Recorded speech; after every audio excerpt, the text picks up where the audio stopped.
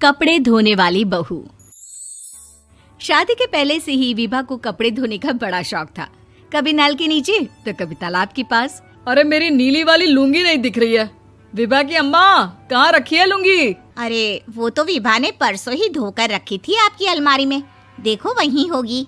वो ना मैंने आज धो दी, मुझे लगा कि गंदी हो गई होगी।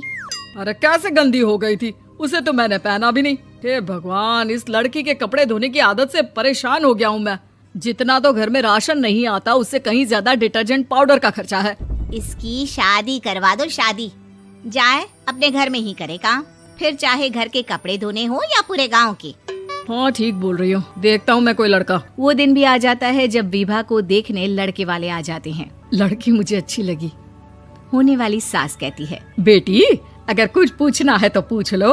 वैसे तो हमारी लड़की बहुत ही शर्मीली है, जो बोल दो वो मान लेती है, इसे क्या पूछना होगा। अरे कैसी बात कर रही हो माँ, मुझे इन लोगों के घर रहना है, सवाल तो कई है। हाँ हाँ बेटा, पूछ लो ना, क्या पूछना है। आप लोगों के घर कपड़े कौन धोता है? सास का मुंह बन जाता है। देखो, अगर तुम ये कहना चाहती हो कि तुम्हें कपड़े धोने नहीं आते तो सुन लो, कपड़े मैं ही धोती हूँ, लेकिन तुम्हारे आ जाने के बाद मैं रुमाल तक नहीं धोऊंगी।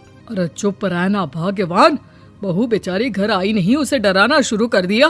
वो क्या है ना बिटिया, अभी तक तो ये कल्लू की माँ ही धोती थी, लेकिन अब तुम्हारे पापा तो दहेज में वॉशिंग मशीन देंगे ही। तभी विभा की माँ बोल पड़ती है, सवाल भी पूछा तो क्या। वैसे भाई साहब, मशीन की तो फिर भी कपड़े धोने की कैपेसिटी होती है। मतलब जो बिटिया दे रहे हैं ना विभा, इसे कपड़े धोने का बहुत शौक है। ये आप लोगों के क्या, आस पड़ोस गांव मोहल्ले सबके कपड़े धो दे और उफ तक ना करे। बाहर देखा नहीं आपने कितने कपड़े सूख रहे हैं?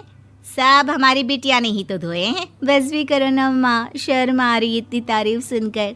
और तो और एक दाग निकाल कर दिखाओ तो मान जाओ। हाँ अच्छा, माफ करना बेटा, मैंने गलत समझा। हमें तो रिश्ता बहुत पसंद है। और ऐसे जुड़ जाता है रिश्ता कपड़े धोने का शौक रखने वाली विभा का। उसकी शादी हो जाती है कोयला फैक्ट्री में काम करने वाले कल्लू के साथ। शादी के बाद अचानक विभा चिल्लाती हुई सास के पास आती है। सासू माँ, अरे सासू माँ कहाँ है आप? ये तो धोखा है, धोखा दिया आप लोगों ने मुझे। इसे ससुर के चक्कर के बारे में पता चल गया। अरे तो उसमें तुझे क्यों धोखा मिला है? अरे नल में पानी नहीं आता, कपड़े कैसे कब धुलेंगे? अच्छा, तू पानी नहीं आ रहा उसकी बात कर रही है। तो आपने क्या सोचा? कुछ नहीं। अच्छा, तेरी माँ ने कहा था कि कपड़े धोने का शौक है तुझे, याद आया मुझे। शौक बोलकर कपड़े धोने वाले मेरे जुनून को कम ना आके सासू माँ, कपड़ा धोना मेरा गुरूर है। तभी पति भी वहाँ आ जाता है। अभी मैंने इसे सनी देओल की फिल्म दिखाई है, उसी के डायलॉग मार रही है माँ। अच्छा सुन, साफ साफ बता रही हूँ, पानी सुबह 4 से 6 और शाम को 10 से 12 आता है, समझी? विभा टाइमिंग सुनकर हैरान हो जाती है। ये क्या भूतों का मोहल्ला है? सुबह 4 बजे उठकर कौन कपड़े धोता है? 4 बजे टंकी में पानी जाता है, फिर सारा दिन धोना ना, किसने मना किया? अरे कैसी बात कर रही हैं? 200 लीटर की टंकी में कितने कपड़े धो लूंगी मैं, सुबह ही उठ जाऊंगी मैं। अब क्या था, विभा सुबह 4 से लेकर रात के 12 बजे तक कपड़े ही धोती रहती। एक रोज सास पड़ोस से निकलकर कहीं जा रही होती है कि साथ वाली कहती है, हाँ कल्लू की माँ, जरा ये बताओ कि 2 साड़ी है, 2 ब्लाउज और एक पेटीकोट और एक नाड़े वाला लंबा कच्छा। हाँ तो? अरे तो क्या, कितना लोगी धुलाई ये बताओ। धोबन दिख रहे हैं हम क्या? हमारे पति सरकारी नौकरी से अभी रिटायर हुए हैं और बेटा सुपरवाइजर है कोयला फैक्ट्री में। धोबन समझ रखा है हमें? हाय रे कल्लू की अम्मा, माफ कर दो, वो तो मोहल्ले में यही सब बता रहे थे कि तुमने बहू को कपड़ा धुलवाने के काम में लगा दिया है। सास को पड़ोसन की बात सुनकर गुस्सा आ जाता है। वो घर पहुंचती है जहां घर के बाहर ही इतने सारे कपड़े सूख रहे होते हैं जितने कि किसी धोबन के घर पर। अरे ओ कल्लू की दुल्हन, बाहर निकल। माँ जी यहीं आ जाओ, बाथरूम में चादर धो रहे हैं हम। अरे अभी हम धोते हैं, तुमको बाहर निकलो। ये आस पड़ोस वाले बोल रहे हैं कि हम बहू से कपड़े धुलवा कर उसे कपड़ा धोने वाली बना दिए हैं।